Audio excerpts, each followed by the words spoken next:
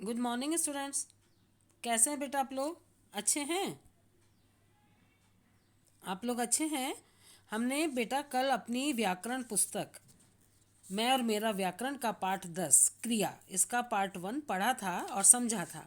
आज अपन इसका बेटा पार्ट 2 पढ़ेंगे और समझेंगे।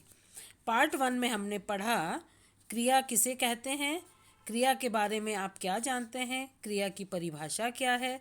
इन सारी चीज़ों का उत्तर एक ही है, जिन शब्दों से किसी काम के करने या होने का पता चले उन्हें उन्हें क्रिया शब्द कहते हैं। और क्रिया जो है बेटा लिंग के परिवर्तन होने पर, कारक परिवर्तन होने पर और वचन के परिवर्तन होने पर क्रिया भी हमारी बदल जाती है। जैसे लड़का जा रहा है ना। और इसके लिए लड़की अगर हम संज्ञा में प्रयोग करते हैं तो लड़की जा रही है।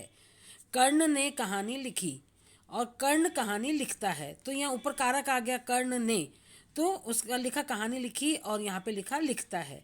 लड़की नृत्य कर रही है, लड़कियां नृत्य कर रही हैं।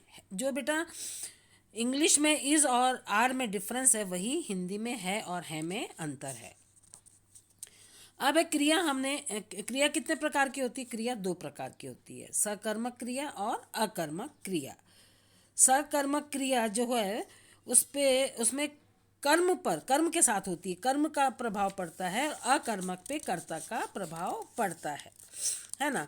अब देखिए अपन समझेंगे सकर्मक क्रिया किसे कहते हैं। इन वाक्यों में क्रिया के साथ और क्या किसे लगाकर प्रश्न करने पर जो उत्तर मिल रहा है वह कर्म है। जैसे राजू क्या बजा रहा है? राजू बांसुरी बजा रहा है। और छवि क्या पी रही है? छवि दूध पी रही है। तो क्या का जवाब हमें मिल रहा है? तो ये क्या है बेटा? सकर्मक क्रिया। अब अकर्मक क्रिया क्या है? सकर्मक की परिभाषा है जिस क्रिया में कर्म पाया जाता है उसे सकर्मक क्रिया कहते हैं। उसके बाद नंबर 2 पर है बेटा अकर्मक क्रिया। अ का मतलब रहित, बिना, और कर्मक मैंने कर्म के, यानी कर्म के बिना। कृति विद्यालय जा रही है, तो कृति तो है कर्ता और क्रिया है जा रही है। कृति जा रही है ना, तो कृति पे जा रही है का प्रभाव किस पे पड़ रहा है बेटा? कृति पर। और हवाई जहाज उड़ रहा है, कौन उड़ रहा है? हवाई जहाज, ठीक है। तो इसका उड़ने का प्रभाव किस पे है? हवाई जहाज पे। तो जिस क्रिया का प्रभाव कर्ता पे पड़ता है वो अकर्मक क्रिया होती है, उसमें कर्म नहीं करना होता है। इन वाक्यों में क्या या किसे प्रश्न करने पर उत्तर नहीं मिलता। जैसे कृति क्या जा रही है? कोई उत्तर नहीं है। हवाई जहाज क्या उड़ रहे हैं? नहीं, कोई जवाब नहीं है।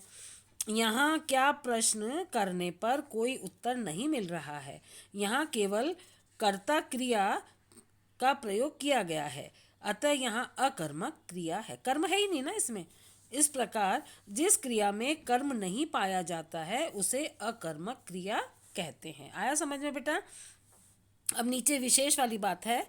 नीचे देखिए, इसमें जो विशेष बताया है, होना अर्थात है तथा था भी क्रिया होते हैं, ठीक है। कुछ वाक्यों में दो क्रियाएं भी पाई जाती हैं, जैसे राकेश बाजार से आकर सो गया। तो आकर सो गया, तो इन वाक्यों में आना और सोना दो क्रियाओं का प्रयोग किया गया है ना। तो आकर माने आ चुका पहले, वो पूर्वकालिक क्रिया हो जाती, पहले होने वाली क्रिया। अब हम आ जाएं पेज नंबर 75 पर बेटा। पेज नंबर 75 पर है कुछ वाक्यों में दो कर्म भी पाए जाते हैं। जैसे रिया ने चंचल को मिठाई खिलाई, तो दीपा ने राजीव को गाना सुनाया। तो इन वाक्यों में किसे तथा क्या लगाकर प्रश्न करने पर हमें दो उत्तर मिलते हैं। रिया ने क्या खिलाई? मिठाई। किसे खिलाई? चंचल को। दीपा ने क्या सुनाया? गाना। किसे सुनाया? राजीव को। अतः यहाँ दो कर्मों का प्रयोग किया गया है। समझ में आया बेटा? अब आओ दोहराते हैं। अब इस चीज़ को अपन रिवाइज कर लेते हैं। काम का करना या होना बताने वाले शब्द क्रिया कहलाते हैं। क्रिया के बिना वाक्य अधूरा होता है और कारक, लिंग तथा वचन का प्रभाव क्रिया पर भी पड़ता है। और क्रिया का मूल रूप क्या कहलाता है बेटा? क्रिया का मूल रूप धातु कहलाता है। और क्रिया के कितने प्रकार हैं? क्रिया के दो प्रकार हैं, सकर्मक क्रिया तथा अकर्मक क्रिया। और जहाँ कर्म पाया जाए वहाँ होता है सकर्मक क्रिया, जहाँ कर्म न पाया जाए वहाँ होती है अकर्मक क्रिया। आओ दोहराएं। क्रिया किसे कहते हैं?